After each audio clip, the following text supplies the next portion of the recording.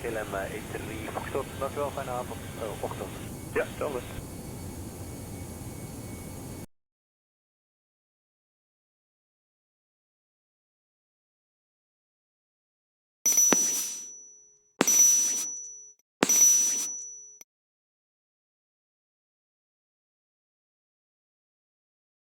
Bonjour à tous et à toutes les amis simmers et pilotes furaxiens et furaxiennes et bienvenue sur ma chaîne. Pour cette nouvelle vidéo, on va regarder ensemble la vidéo interview de Austin Meyer qui a été réalisée sur FS Elite et bien sûr la vidéo va traiter du ciel, des nuages et de la météo. Donc j'ai sous-titré la vidéo en français de sorte que l'on ait de meilleurs repères parce que vous savez que je suis pas un super anglophone, donc j'ai besoin de la traduction. Cette vidéo devrait être aussi en complément de la vidéo actualité de la semaine qui va paraître en même temps que cette vidéo. Et donc de temps en temps je mettrai en pause la vidéo pour la commenter et par rapport à ce que va dire notre ami Austin Meyer. Donc c'est parti, je vous embête pas plus longtemps, on lance la vidéo immédiatement.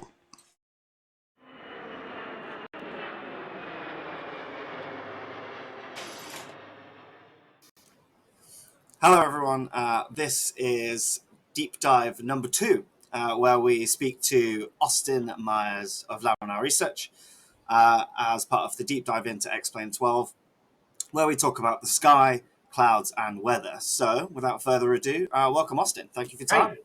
Hey. Thank you very much for joining us. I appreciate that you are quite busy. In fact, just before we hit record, you were talking to me about something you were working on. Why don't you tell the viewers a little bit about that? Yeah, sure. So back when I did X-Plane, back in like 1994, I let it handle up to 8 engines. Donc X-Plane date de 1994 quand même, ça fait 28 ans que X-Plane a démarré sur nos ordinateurs et ça pouvait gérer 8 moteurs apparemment, ce qui était déjà pas mal pour l'époque. Because that's how many engines you find in a B-52 bomber. And nobody could ever have more 8 engines in a B-52 bomber, right? Which brings me to my favorite, one of my favorite aviation jokes. This is real, apparently, although maybe it's made up. So a B-52 bomber is coming into land at an Air Force base, okay? And an F-16 with his little 1 engine is coming in as well. And the F-16 thinks he's closer. And the tower says, you know, F-16, you're going to have to go around and give way to the B-52. He's had an engine failure. He's an emergency airplane, so you got to let him go first. And the guy in the F-16 only has 1 engine to start. It's like, oh, he's only got 7 engines. By all means, let him go first. He's only got 7. Je l'adore ce mec. You know, he's circling around with only 1 engine in this airplane. C'est vraiment de la blague de so développeur. Anyway, it's like the dreaded 7-engine approach. But so anyway, I set up X-Plane to handle 8 engines because that was like all the engines I could ever imagine anybody having in an airplane. And well, now fast forward into vertical aviation.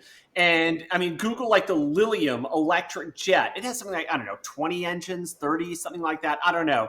And so you get these ridiculous number of engines. And when you have electric vertical takeoff and landing aircraft, it's very common for them to have 12 or 16 motors.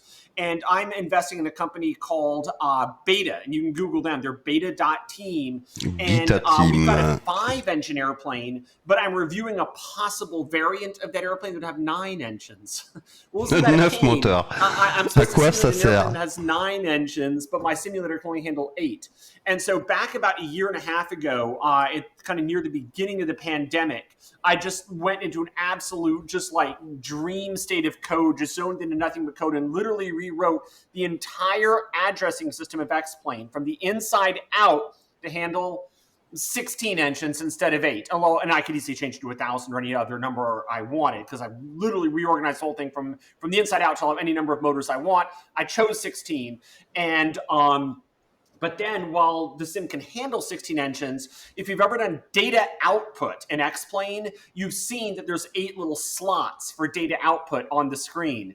And so even though X-Plane can simulate 16 engines, it's only doing data output on 8, which makes them almost useless because I really need to, the whole thing about X-Plane is you can see what every little bit of the airplane is doing. And so what I was in the middle of doing when this Zoom call came up and popped up on my calendar is overhauling the data output. So if it ever detects that you're asking for more than you're asking for data output on an engine and your plane has more than 8 of them, it'll go boop and pop out, a second little line for the next 8 engines. So at any rate, it's just, I'm just in the middle of that little kind of doubling. And the trick in cases like this is always the same. It's to double the utility, but not double the amount of code, right? Yeah, the same code should be smart enough to go, first I'm going to do it with the first 8, then with the next 8. And that should only be one little bit of outer loop. You shouldn't be duplicating a bunch of stuff or you'll be regretting it forever. So, at any rate, that's what I'm in the middle of right at the moment. And I imagine, lots of people are going to get their hands on PlaneMaker and start really utilizing all of those fun things that we've got access to. Brilliant.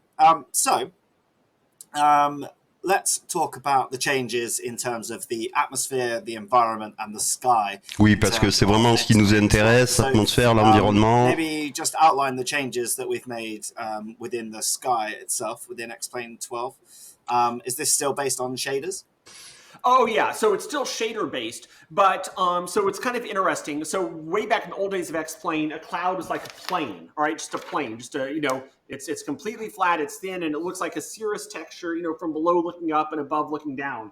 And then what we did for like X-Plane 11 and whatnot is we said, well, clouds are now a bunch of little polygons that point at you. There are a bunch of little puffy clouds that point at you. There's a whole lot of them. But then as you get near them, they kind of like cross over each other like that, and they look terrible. And you can tell you were just looking at this terrible little cartoon. And so now what we're doing for X-Plane 12 is, and this is mostly Ben Sutnick's court for the rendering part of this, we're getting fully volumetric 3-dimensional clouds. So they really understand that there's a volume of clouds that you enter into. So we've really taken it to the 3rd dimension with the cloud rendering. But that's only rendering, right? And rendering for me is only maybe the last 20% of the job or the last 25% of the job. The first 75% is what matters in aviation, which is that it acts like the real world and the real airplane act. And so I got to rewrite I rewrote the first 75% of the sim, which is building this whole volumetric weather system. And then Ben said, all right, now I'm going to render it for you in 3 dimensions. And so that's how Ben and I pretty much always work. I do the flight model, build the interior, internal data that the airplane's going to actually fly in, and then he renders it. So the clouds are now really volumetric, and that's from the inside out. But then here's where things got really interesting. Alors là, c'est intéressant ce qu'il dit. Il dit c'est de l'intérieur vers l'extérieur parce que beaucoup de nuages volumétriques que vous avez actuellement sont des nuages qui sont, on va dire, physiques, vous les voyez, mais en fait, dedans, rien ne se passe, ou alors c'est juste des petits effets simulés, parce qu'on sait que l'avion passe à travers le nuage. Là, vous allez avoir une vraie structure d'humidité, de portance à l'intérieur, de vibration. Les nuages vont vraiment être quelque chose. Quand vous allez rentrer dans les nuages, ça va pas être simplement je traverse un nuage, hop, ça devient blanc, comme si c'était, comme on réduit l'éclairage de l'écran. On va vraiment passer dans le nuage et on aura des effets qui vont être surprenants et qui vont changer la vie de beaucoup de simmers et surtout les habitudes de beaucoup de simmers. It made this a little bit weird, but I actually started with the real weather system. The first question normally when you write X-Plane, you expect to start with the basic weather system, then add the real weather system. I actually did this the other way around, because when you start with the real weather system and you start with what nature actually demands that you do, it causes you to build the system to handle nature right from the outset, you see? And so, I just built the mother of all real weather systems.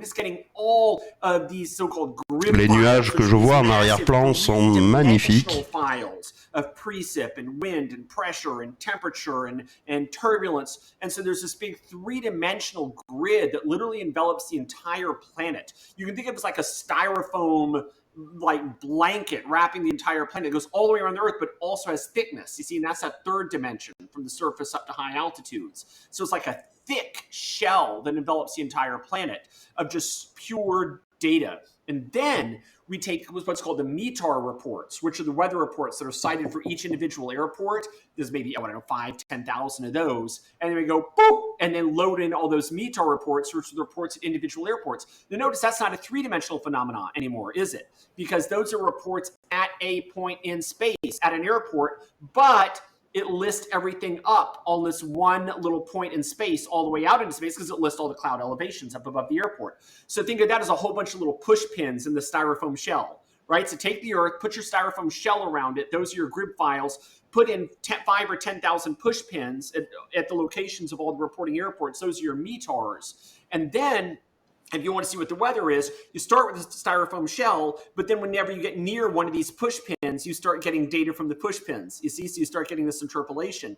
And then what if you're like in between 5 push pins, which are 5 different airports reporting weather, but you're in the middle somewhere? Then how do you interpolate between 5 different points? The math gets pretty fun on that. And so we've got this three-dimensional weather system that I built that is volumetric, three-dimensional, uses the grid files, and then also accesses all the airport METARs. Now, once I had that working perfectly, I was like, great, what about people who don't want to do real weather? Now I got to build the user-controlled weather system, but make it as cool as the real weather system. So what do we have to do? Randomization of weather in both space and time. Weather has to vary over space. So you might have, really, puffy, densely packed cumulus clouds where you are, but see large swaths of empty areas off in the distance, or large swaths of solid areas off in the distance. And so that's variation over space, and it's so important because when you're flying up, say, 30,000 feet, you look down, you got scattered clouds below you, maybe let's say broken clouds, a little more intense cloud coverage. And if you care about being able to fly, in the clouds, or maybe you can't do that, or you want to fly VFR, not operate IFR, well, then the fact that there's an area with no clouds, maybe 50 miles away off to the side, is very important. And so the real variation of weather with space is just so important in making it not just look like a 1980s video game where it's the same everywhere. And so not only does the weather not the same everywhere, even when real weather is turned off, but it looks real, and it adds a flight planning challenge to the simulator if you actually want to stay clear of the clouds. And once I was changing it with space, I go to Ben and I'm like, now do we have to make this change with time? And he's like, awesome, we got to do it. We got to do it. I, Ben Sutnick, will code it so that you visually change with time, but you, Austin Meyer, have to change the internal system so it changes with time, smoothly and continuously. It's like, all right. And so we actually have the weather changing with time in 60-second interpolation points. So X-Plane actually has a little weather signpost on what the weather is going to be for every 60 seconds. And we actually had to go that often. I would have assumed that you'd set the weather every hour, right? I mean, you set the weather at every hour, interpolate between the two, you're done. We had to interpolate every 60 seconds because that's the only way Ben could get the clouds to move properly. Because clouds change enough in 60 seconds that you better not go any farther than that and expect you're going to know what's going to happen next. Clouds change too quickly for that. So to get the clouds to move as fast as Ben wanted them to move, we had to go 60-second signpost. So we've got volumetric internal weather, volumetric rendering to show it, change in space, change in time, and both GRIB and METAR real weather data all integrate together in the real weather system. And the result is good enough that it looks incredible and good enough that it looks like it varies over space and changes over time. And if you want to do visual flight rules flying, does force you to do some thought and some strategy when you decide where you want to go next if you want to try and make it from point A to point B.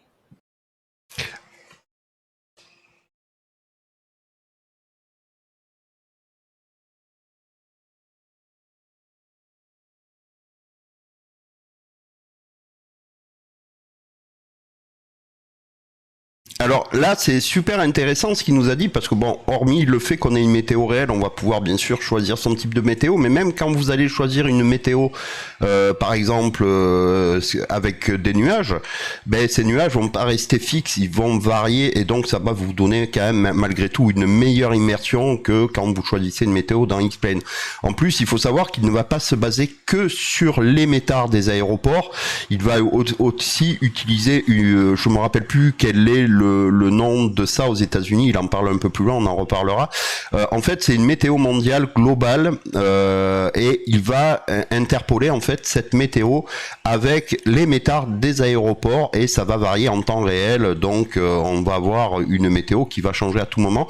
Et quand il dit que ça va changer la planification des vols, effectivement, pour ceux qui ont l'habitude, par exemple, de faire de l'IFR et de faire des longs courriers, mais là, par contre, vous pourrez pas vous dire bon, je lance mon vol, je mets le pilote automatique et je m'en vais, parce que même si à ce moment-là le ciel est clair, vous pourrez vous retrouver peut-être quelques minutes après avec un orage qui apparaît. Hein, c'est la nature, hein, on sait pas comment ça se comporte. Des fois, même la météo dit il va faire beau et puis le lendemain il pleut. Donc c'est très très complexe la météo et effectivement, on va avoir une météo très précise qui va nous obliger dès le départ à beaucoup mieux planifier nos vols. And so, obviously, your realm is lots around the flight model. How has that changed in terms of the weather system, in terms of how it interacts with that system? Right. So X-Plane has always had the concept of what weather do we determine. J'adore la traduction X-Men au lieu de X-Plane. We determine per element. Right? So the wings are broken down into a bunch of little pieces, and so are the props, each of these elements. And there's some things that I can say are the same for the airplane. The temperature. Okay, look, if it's 30 degrees on the fuselage, I'm just going to go out on a limb and suggest it's 30 degrees on the wing. All right? I don't have to have the temperature vary across the aircraft. That can be locked down per airplane. And so things like temperature, icing conditions, precip, that's locked down per aircraft. But things like wind, which vary from wingtip to cause roll, from propeller to tail to cause pitch, and also yaw.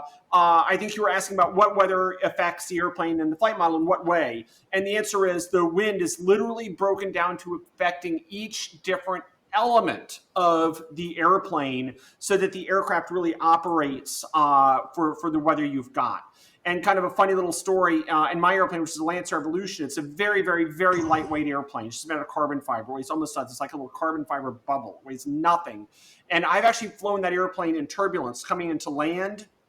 And the propeller is so big and the airplane is so light that as the wind was surging fore and aft, I could feel the airplane speeding up and slowing down as the air, pushed one way or another through the propeller. And you would never feel that in a jet airplane. You never feel a big jet suddenly speed up or slow down. It's the vertical element you feel in a jet because it's the wings that are reacting. But my airplane is so light, the propeller is so big that I could feel the airplane surging fore and aft in the wind. Et ouais, effectivement, oui, on va ressentir tout ça dans X-Plane 12 et ça va être génial. As each element of the prop even interacts with the wind differently. Amazing. So when we're flying half in the cloud, half outside the cloud, will that then interact with the aircraft differently as well? Yeah. Now, our volumetric clouds, I don't think are going to be rendered to that high a detail. The volumetric clouds are going to start to get kind of vague and fuzzy near the edge. But I can tell you, again, real world, I was coming, there's this gigantic, huge, isolated, like thunderstorm cloud, but it's completely clear all around it. And I was in a little Lance Air, and I said, I wonder what would happen if I dipped my right wing just kind of into the cloud. And the second the right wing hit the edge of the cloud, the whole thing goes, I was like, oh, and I pulled out. Oh, ça mérite un gif, ça. Ça mérite un gif. Razor sharp edge from my right wing being the cloud was enough to upset the entire airplane. I pulled away, and it was as smooth as could be. So nature has an incredibly, incredibly precise line there on turbulence being inside the cloud. Our volumetric clouds are still going to be a little bit fuzzier on both the bases, the tops, and the edges. But, I mean, of course, over time, as resolution doubles every 4 years or whatever it is, we'll, continue to dial that tightness in. Okay, great. Effectivement, là il parle en gros aussi de l'optimisation des nuages, c'est-à-dire que pour les nuages, il va pas y avoir besoin d'avoir quelque chose de net de partout, c'est surtout sur les zones que l'on pourra voir. Et donc la météo, par exemple, comme il explique dans son avion, dans son Lancer, quand il avait un nuage, c'était clair autour, il avait un nuage, et quand il est passé avec l'aile et qu'il a rentré l'aile dans le nuage, en fait, il a eu des grosses turbulences. Et ça, on va l'avoir, c'est ce que je vous disais, dans X-Plane 12, ça sera la météo que l'on aura, c'est-à-dire que les nuages, ça sera plus simplement simplement des nuages, ça va être quelque chose qui va faire corps avec notre vol, ça va faire vraiment partie de la simulation, ça sera pas simplement simuler des décors, voilà, des routes, ça va être, en fait, de toute façon, vous allez le voir plus tard dans la vidéo, pour Austin Meyer, ce qui se passe dans un avion, c'est en l'air, c'est pas au sol, quoi. Allez, on continue. So obviously we have a lot of data when talking about weather, and it's all being pulled into X-Plane, including METARs. How big actually is the data in terms of megabytes that X-Plane pulls? Hang on, let me go look. I can look right now. Let's see, I think that's in the output. With a little luck, I've still got the real weather. Shoot. Okay, so no, I don't have real weather in that folder right now, but I'll tell you what I'll do. I'm going to start up X-Plane. I will run a quick real weather download, and then I'll look at how many megabytes are in that folder, and I'll tell you, and you're going to have your answer immediately. All right, so I'm going to move on to the next question while I fire up X-Plane 12 in the background and turn on the real weather. And if I look distracted, it's just that I'm turning on the real weather and X-Plane 12 and waiting for the download. We can move on to the next question while that happens. Sure. So that's quite a lot of data. Where exactly does the data come from, apart from the METARs that we've got? Right. So right now, these grid files come from, I believe it's the NOAA. They do the grid files. All right. So flight configuration, customize weather, download real weather. Oh, my internet is fast. Good. 100% done. Okay. Well, that was quicker than I thought. And then, is it possible to share the screen? Can I share a screen? Yeah, here we open system preferences to share the screen. Oh, I freaking hate Apple sometimes. They're just so hyper paranoid. They won't even let you use Je déteste la pomme. apps because they're so hyper paranoid. Somebody's going to abuse the privilege.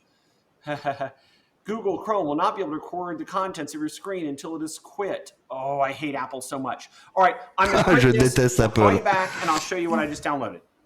So the thing about Apple is they claim to be so privacy. So they're so hyper about privacy, they won't even let an app run without restarting the app and restarting the permissions. But you can't use one Apple device without it connecting to all your other devices. And my favorite one, I was doing like a Zoom meeting like this or something like that. And then all of a sudden a little alert came up and said, connecting to iPhone in bedroom, like in the middle of the Zoom meeting. I'm like, Apple, you were just getting it wrong. But anyway, okay, so let's see here. Share, let's see if I can share a screen. Oh, here we go. We'll just share. Let's see. And entire screen. Yeah, fine. Entire screen share. Who cares? Okay, good. All right, do you see this now? Yeah, you probably do. Yeah. And so we just downloaded the real weather. And so you can see we've got like, oh, I don't know, 10 different layers now. We used to have 3, now we have 10. We've only got 3 cloud layers, I think, but it looks like today there's only 2. So we just finished downloading the weather. And, so we're downloading the real weather, and we'll apply the changes. And then a funny little thing, as I said, I was in the middle of working on an airplane that had 9 rotors, right? And so here they are. This is a 9-rotor, VTOL concept. You can see there's 8 lifting and 1 pushing. And then there's like extra data output. Remember I was telling you earlier about data output? You can see the first 8, data outputs for the first 8 engines. And then the one is the 9th one is the pusher. So, so anyway, this is just what I was talking about at the beginning of the meeting. So now we'll exit X-Plane, and then we'll go to output, real weather. These are the files we just downloaded. 44.7 megabytes. 44,7 mégaoctets de données pour la météo. To answer your question, it's 44.7 meg is like the real weather snapshot. Okay, I've stopped sharing the screen. Now you see me again? Can do. Great. Okay, good. Yeah, so that was 44.7 meg of real weather, working for more than 8 props. So just a quick little and more than 3 wind layers. So a couple of things we were talking about right there. Yeah, so actually that's rather surprisingly small considering the amount of data that encapsulates, really. Yeah, well, so it is 44.7 million pieces of information. I mean, 44.7 million pieces of information, if it's properly deployed, that's a nice little dose of info. And it uses, there's some pretty nice compression going on with the grid files. I forget the name of the compression, but they compress their data pretty well. So, that's 44.7 million pieces of compressed data. Okay. Put it in that way, I think we're spoiled by the vast majority of data that we get every day. Oh, yeah. Right, yeah. Some stuff is more voluminous than it needs to be. I mean, like in X-Plane, sometimes people send me aircraft they did for X-Plane, and then they'll have like a ping file for the texture, and it'll be like 4096 by 4096. So this massive 4K texture. I'm like, whoa! And I open it up, and it's like a black window painted in the middle, and everything else is white. And I mean, they could have done that at 32 by 32 bytes, you know, or 32 pixels by 32 pixels. C'est vrai que des fois, les développeurs pourraient optimiser certaines textures. Il a raison. Là. And so we've spoke about the size of the weather that comes down to X-Plane 12, but where is the source of that data, and why did you choose that source? Right. Well, so it's NOAA, National Oceanic Administration, and that's where we get it. I paid for that on my 1040 form. For us Americans, that's our tax form. So I already paid for it with taxes. Boy, did I ever! And J'ai déjà payé avec les taxes. You know, that data is now available to us. We get it from the NOAA, and then there's talk about backing it up or duplicating it on the Laminar Research server. So if the government server goes down, we have our own server as a backup. The government server is not terribly reliable. And that's on the best of days. Now that we're on such wonderful terms with Russia, you know, I'm not sure I expect more. J'adore l'humour de cet homme, il me fait rire. Alors par contre, c'est vrai que l'avantage, c'est qu'il va y avoir des serveurs de sauvegarde. Effectivement, comme ça, si les serveurs du gouvernement tombent en panne, on se retrouvera toujours avec une météo voilà, normale, quoi, on va dire. This is going to air, but at the moment this is being recorded, the situation there is just so terrible. But let's hope it doesn't get worse. But it doesn't seem like it has any other alternative. Yeah, fingers crossed. Yeah, fingers crossed. Yeah. So we have seen you explain the fact that water now freezes on runways due to the temperature outside, and we've also seen how that melts. Is there any other Are there any other features that come along with this weather environment system that we haven't heard about yet? Alors là, il parlait des pistes gelées, il parlait du test qu'avait fait Austin Meyer sur l'atterrissage avec l'A330 où il n'avait pas pu s'arrêter parce que la piste avait commencé à geler et il avait fait un peu de pas de l'aquaplaning, mais en fait il avait glissé. Donc ça aussi, ça va être surprenant. J'ai hâte de tester des pistes dans différentes conditions pour voir les différences de freinage. Je pense que ça va être assez rigolo et ça va être assez fun de voir pas mal de personnes habituées à se poser par temps pluvieux de neige et puis à s'arrêter quand même. Là, je pense qu'il va y avoir des anticipations à faire et puis il va falloir améliorer son pilotage. Surtout moi, je suis pas super bon au niveau des atterrissages, mais là, je pense que ça va être au rock'n'roll. Yeah, so I mean, I've really enjoyed getting all the physics right for runways that are icy, wet, snowy, combinations of the above. And if you turn on real weather, and I've done this in fast motion replays where I'll like record overnight as storm cells, you know, move through. You'll see the runway film dry, go to wet as it rains, then freeze as it gets below freezing, then melt the next morning as the temperatures come up, then evaporate after the cells have moved on. And so if you do a movie record of X-Plane with real weather turned on, anybody can do this at home when they get X-Plane 12. Fire up X-Plane, put on real weather, put your aircraft in the way of a front, go to bed with the movie recording on 200x, time acceleration, and the next morning you can play the movie. You can see the clouds suddenly racing through in fast motion, the runway getting wet, then freezing, then going wet again as it melts, then drying out, and the clouds are gone. And so all that is in there. And then when we were doing that, let's see, our artists went through and did seasons as well. So it's all kind of hooked together. So we've got snow. Everything's like green in the summer and more brown in the winter, and snow as well. So all the textures have snow, not just the runways. The whole world gets snowy. So we finally got seasons.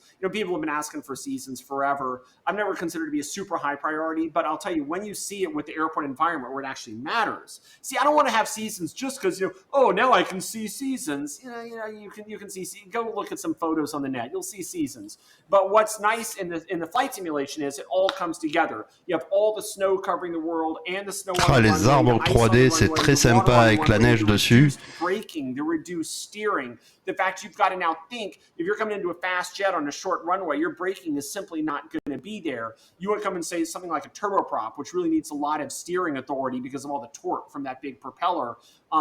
If the runway's wet or icy, you're not going to have that. And X-Plane simulates all that. And so I've been doing a lot of flying in the F-14 recently. And that airplane is not a huge fan of short runways, So there's no reverse thrust in that thing. And So it really adds a dimension to have all that snow and the ice and the reduced runway braking, and it all comes together to really make you feel like you're in another place, another time. And then we also had an artist go through and kind of retune all the terrain textures for a bit more consistency as well. Alors là, c'était intéressant ce dont il parlait pas que de l'atterrissage, mais aussi du décollage. Vous savez que certains avions, à hélice particulièrement, quand vous mettez la puissance, vous avez votre avion qui tire, c'est normal, c'est la rotation de l'hélice avec le moteur, hein, c'est l'effet gyroscopique qui va tirer votre avion sur la droite, donc vous allez mettre du pied pour pouvoir rester aligné, mais là ça va être beaucoup plus compliqué, parce que si vous avez une piste humide ou gelée ou très froide, ben vous aurez pas la même adhérence, donc ça va être super chaud, même les décollages sur certains avions un peu puissants, ça va être, je pense, assez rock'n'roll. Amazing. Sounds really, really exciting and really challenging as well. Far more challenging than previous versions of X-Plane because of that real world element. Yeah. So we have spoken to, or will be speaking to Ben around this new fantastic lighting and rendering system. Mm-hmm. How important is that link between this new lighting system and the ability to create the weather and environment that we've got in X-Plane 12? Well, it's the ability for you to really see what you're getting. For me, I mean, look, when I fly my plane, I can literally fly an entire flight, a long flight possibly, and realize after I landed, I hardly ever even looked out the window. And so scenery for me, it's always been just a little bit secondary because I'm way more worried about the turbine inlet temperature when I start the engine than what's out the window. And why is that? Well, it's because if my turbine inlet temperature goes up too high, I'm going to destroy the engine and the airplane with it. But what's out the window, it's either basically you've got your terrain clearance or you don't. You're on your plan or you're not. And so I've always been way more oriented around the aircraft systems, the aircraft dynamics, the way the airplane flies, operating the aircraft effectively and efficiently between point A and point B. But Ben has decided to really, really just do a great job with the atmospheric effects for X-Plane 12. And that matters too.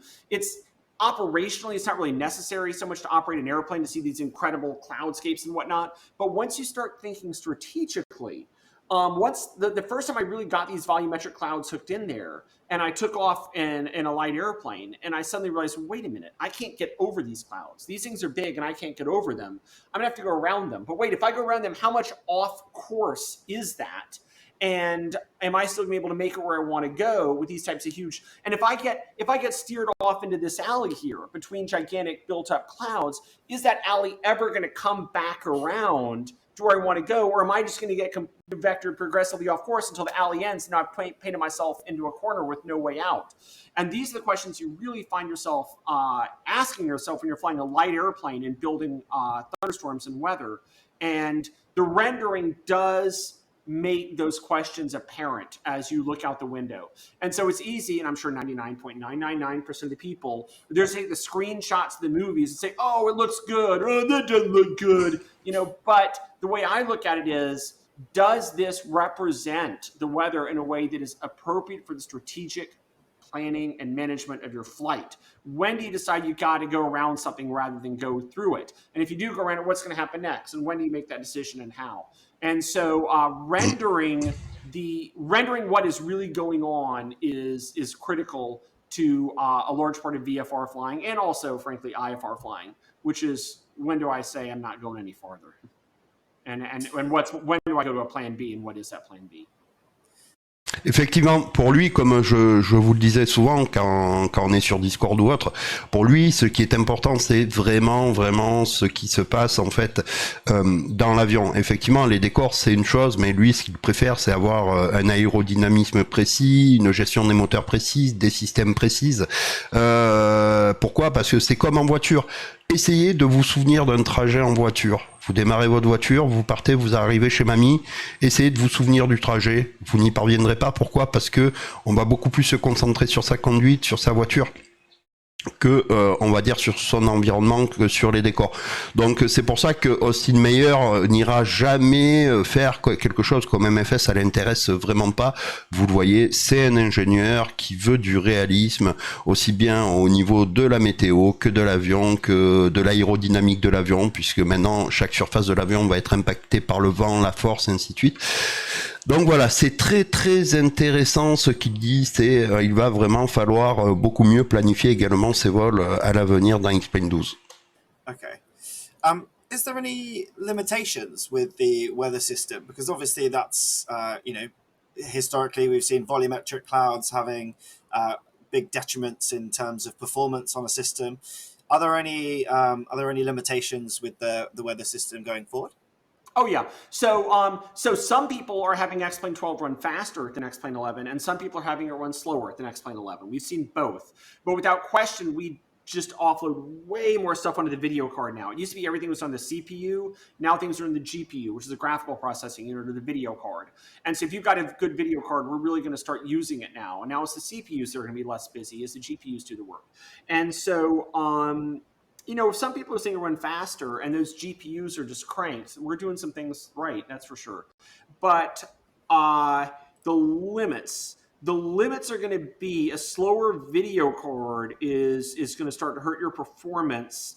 And there is a limit to that three-dimensional resolution, the volumetric clouds, as far as how many layers there can be and when they're sharp and when they're fluffy and how sharp the edges of them can be, even though they cover a tremendous amount of space. There's limits in resolution and requirements for a powerful video card. And both of the, and we're on the right side of history in both these, right? Video cards are getting faster, and as they improve, we can up the resolution. So we've got a nice structure to let us move forward with this base technology. Alors ça, c'est très très bien d'utiliser le GPU parce que souvent, vous avez dû, comme moi, lire sur des forums ou avoir des retours de gens qui vous disent « Je comprends pas, je suis à 25 FPS dans X-Plane et ma carte vidéo tourne à 50 ou 60%. » Oui, parce qu'elle n'est pas exploitée. En fait, actuellement, X-Plane utilise le GPU et le CPU et le pros pour certaines choses que, au final, la carte graphique pourrait gérer. Et donc là, ils vont utiliser totalement la technologie de votre carte graphique pour générer certaines choses comme les nuages volumétriques, certaines parties du décor et autres. Donc c'est très intelligent parce que ce devrait beaucoup mieux tourner qu'actuellement X-Plane 11. Du moins sur certaines machines. Comme il le disait, il y a des machines qui font tourner plus rapidement X-Plane 12 que X-Plane 11 et vice versa, mais ça dépend aussi des configurations. And is the resolution something that is one of the only things that you'd like to add in the weather system, or is there something that you would like to add in the future that we don't have with X-Plane 12? I don't know. I feel like I might need to answer or re-ask that question in 3 months once I've used the final product for a while, because the product isn't final as we're recording this video. We're darn close to it, but ce devrait être pour juillet-août la sortie, je pense, d'après ce qu'ils ont annoncé. With real weather on, using Pilot Edge in a Lancer Evolution, which goes over some weather but not all. And when I've flown my Lancer Evolution with real weather using Pilot Edge in the final system for a little while after we're released, then I'm going to be setting myself up to ask the next question, which is what do we do to make it even better? I know in the general sense, what I want to do next for X-Plane is make it a much more online, massive multiplayer experience. Right now, it's $59.99. You get your disc, you put it in, you set the weather, and you fly all by yourself. Okay, great. We've been doing that for 30 years. It clearly works. But for me, the next step in X-Plane's evolution is going to be to have everything online, persistent, and massively multiplayer all the time. So you're in a world that's never dependable and never perfect. Ça aussi, j'espère vraiment que ça va être quelque chose d'amené dans X-Plane 12, ou peut-être pas à sa sortie, mais plus tard le massivement multijoueur, parce que ça va être très très bien. Je sais qu'Austin Meyer, parce qu'il sait qu'on peut jouer en réseau, déjà sur X-Plane 11 on peut jouer en réseau, il suffit de se connecter par IP ou via FFS2Play ou autre, mais pour lui le but c'est que tous les simulateurs aient exactement la même météo quand on est en réseau, bien sûr pour avoir les mêmes sensations et puis pour pouvoir faire du vrai pilotage.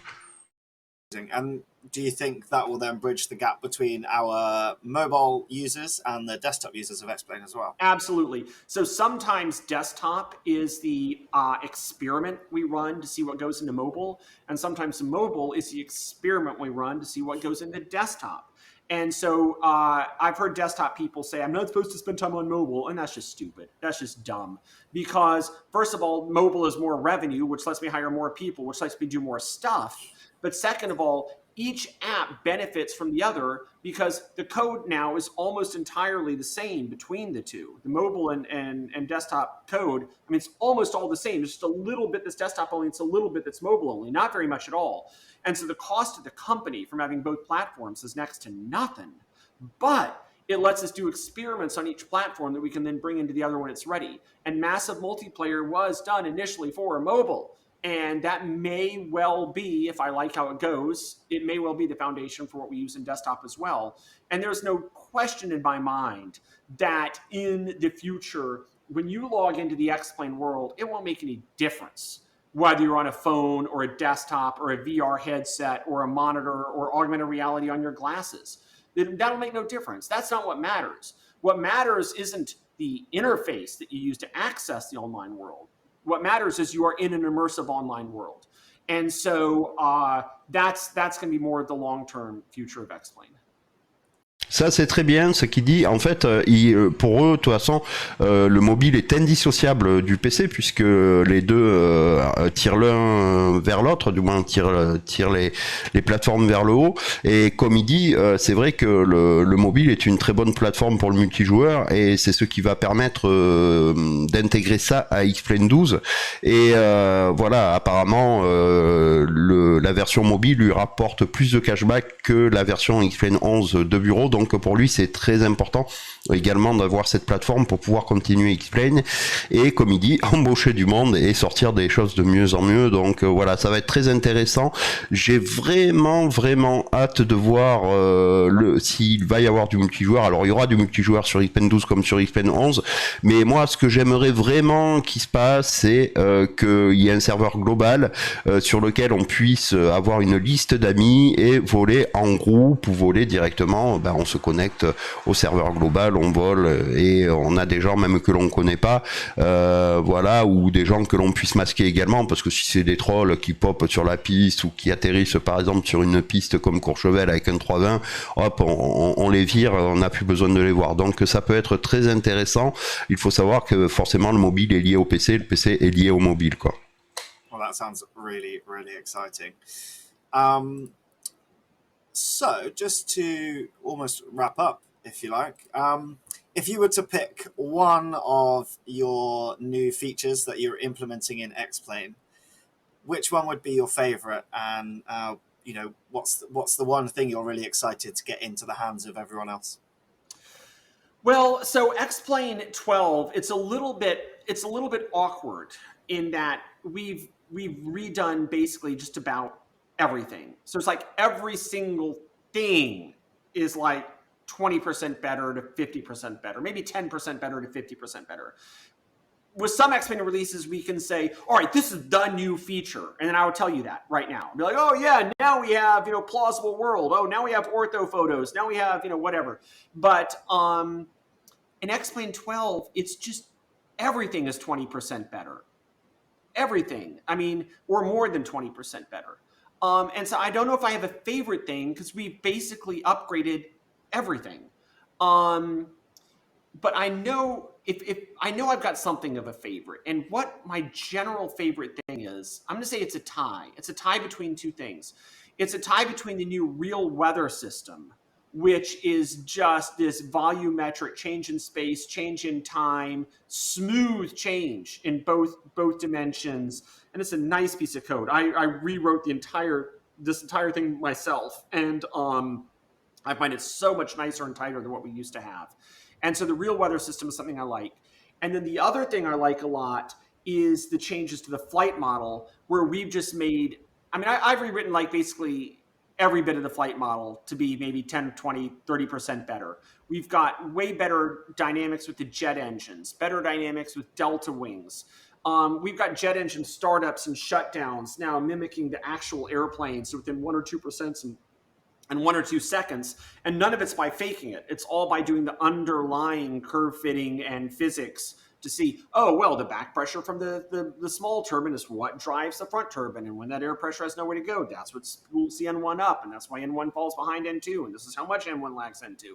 And so we've done all these kind of first principles, or not quite first principles of the jet engines, but we're getting a lot closer to first principles where we really start to understand what makes the jet engine do what it does. And so the flight model being upgraded just across the board with the new transonic, supersonic, and jet engine stuff to make the F4 Phantom fly. And did you see my blog post on that? I had a pretty detailed blog post on the F4 Phantom. Did you see that? I haven't seen the F4 Phantom yet, but I have Thompson send you a link. Thompson, you're here, right?